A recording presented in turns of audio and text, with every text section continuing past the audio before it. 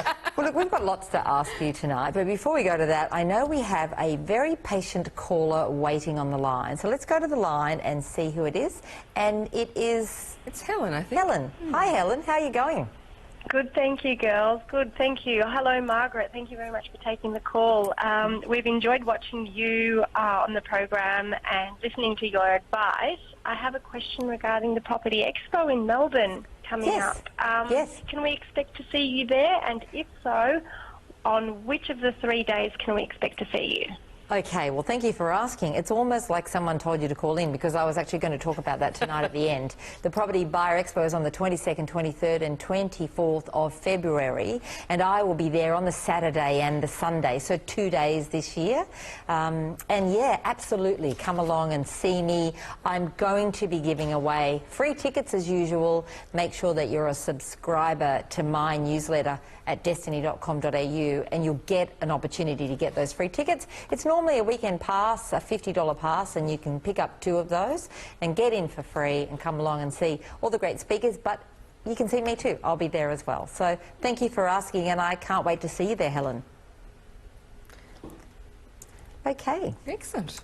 Right. Lisa, I think you've got some questions again. I do. Busybody. We had a bit of a chat about technology, a little bit with Brad and a little bit with Phil, but I want to talk a bit about social media and its effect on, I guess, buyer choices and how that's affecting people's decision making.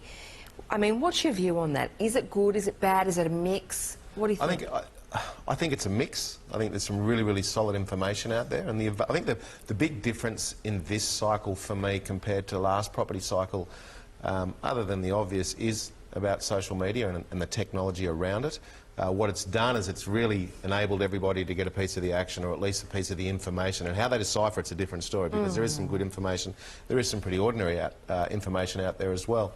But I think more so than not, it's encompassed everybody's attention via social media platforms like Facebook. Everything's about investing now. Whatever preferences you plug in, it'll just be in your feed, quite obviously. And I think it's exposed, more so than anything, a lot of people to investing perhaps that didn't get it last property cycle. I have to say, it worries me a little bit though, because what's happening now is we're almost going back to a time when everybody's helping their friends to invest in property and talking about it on social media, and someone picks up a bad tip from a spruiker who looks perfectly legitimate through Facebook because it's so cheap to push out advertising through Facebook, and then they're passing that tip on to their friend and they pass it on to their friend, and pretty soon we have a whole network of people who have been sucked in by this spruiker, and then Steve, I'm then dealing with the complaints at Pippa and trying to extricate these people from the problems that they've got themselves into. And I think that the glossy brochure's almost been replaced by the social media platform. There's some really clever marketing around it, and it's enabled people to perhaps bend the truth or maybe even exaggerate it, because no one's figures, or a lot of the people's figures that they bandy around are never true. There's some exaggeration around it. I think those that will always be perhaps susceptible to that type of marketing will be, whether it's digital form or whether it's hard copy. But I think more importantly though, it's just enabled everybody's information, or more information, to be easily attainable. Steve, the GFC hit at the beginning really of this past 10 years, so 2008 now for the GFC. And I know that I saw a fair amount of change in not just attitudes but the way people bought property. What did you see? Look, I think towards the end of the last, or before the GFC, I think people forgot about the fundamentals, and we're not talking about just area or educational infrastructure, more so that cash flow or cash flow management is king. And towards the end of the cycle, when things were just perpetuating so quickly, people just were looking for growth, not worrying about the cash flow. Then as the GFC hit and unfolded, people realised that cash flow management is king, and so as we rolled out of the GFC, people perhaps looked for the more prosperous areas in terms of cash flow. But as we get into this type of or this end of the market where we are, or cycle, I just believe people are starting to lose those fundamentally good pieces of information such as cash flow once again. Yeah, they definitely are.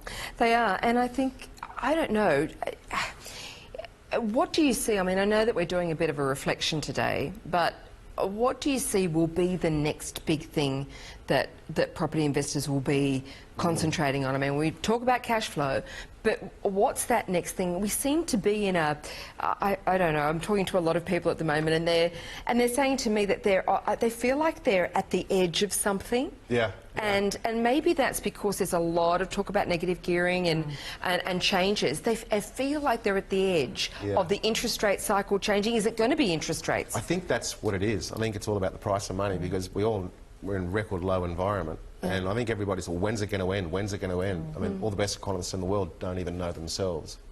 And so when you get any person that's worth listening to have a prediction like that, there's so much conflicting information. I don't think anybody knows what the cost of money or interest rates are going to do, and I think that's the key to it. That's why everybody's on edge. I think more so than anything. Yeah. You know, Steve, I think we can slip in a quick email for you, but you've got to answer it quick. You don't have much time. Sure. Hi, Margaret, Lisa and Steve. There was an article in the Australian Financial Review talking about the Gold Coast market and the fact that there were multiple infrastructure projects on the go at the moment that should see property grow. I wanted to know what your view is on higher-end houses in the areas between Palm Beach and Coolangatta. Can I also ask what is the view on apartments in Broadbeach to get in now? Oh gosh, this is a scary question to me. Yeah. Broadbeach, now, no. I just, the whole of the Gold Coast area for me. Yeah, full stop. Apartments. The whole of the Gold Coast area has always scared me, because it lurches from a boom to bust scenario every single property cycle, and I think at the moment, even though there's been some fair growth there, whether it be based around the infrastructure or not, it's just history repeating itself without a doubt. And if you held a gun to my head and said, listen, I want you to buy in the Gold Coast region... you still wouldn't buy, you'd die instead. A slow painful death. Look, and that's not a prediction. That's not a prediction. I just think my money can work better elsewhere. Yeah. The Gold Coast isn't for me. Look, I tend to agree. Although, Lisa, I still believe that parts of the Gold Coast, and we're talking now not about the Strip, not about the apartments, but definitely some of those suburbs that are bordering on the Brisbane border there. So Mount Warren Park, those kinds of areas that are still quite low price, but they're starting to be beautified a little. They look okay. Yeah. They're really influenced more by a Brisbane economy than they are a Gold Coast. I think they're okay. Yeah, I agree. As well as because the population there isn't a transient population driven by the tourism. Yeah, and they can travel to Brisbane for a job or Gold Coast for a job, and they've got a lot of options there. But the glitz and glamour, the Strip, as you call it, it's not for me. Yep. Well, Steve, I'm sorry to tell you, but your time on Your Money, Your Call has come to an end. It's time to leave the house. It's time to leave. It's time to go. Steve Waters, it's time to go. So let's farewell you. Now, of course, you're from Right Property Group. I want to thank you also for your contributions to not only the show, but to PIPA, which is, of course, the Property Investment Professionals of Australia, a not-for-profit association whose board we both sit on, deal every day with complaints, try to keep the industry honest, and it's not that easy to do. We're certainly fighting a lot of spruikers all of the time. Now, people can keep in touch with Steve through his website, rightpropertygroup.com.au. Much more still to come, but we have a few messages for you when we come back. You'll have another chance to get hold of a copy of my book, Investing in the Right Property Now, but you will have to give us a call and either ask a question or just tell us how you've enjoyed the program over the past 10 years. Just call 1300 30 34 35 to talk to us. Be right back here soon with more. You're watching Your Money, Your Call on Sky News Business.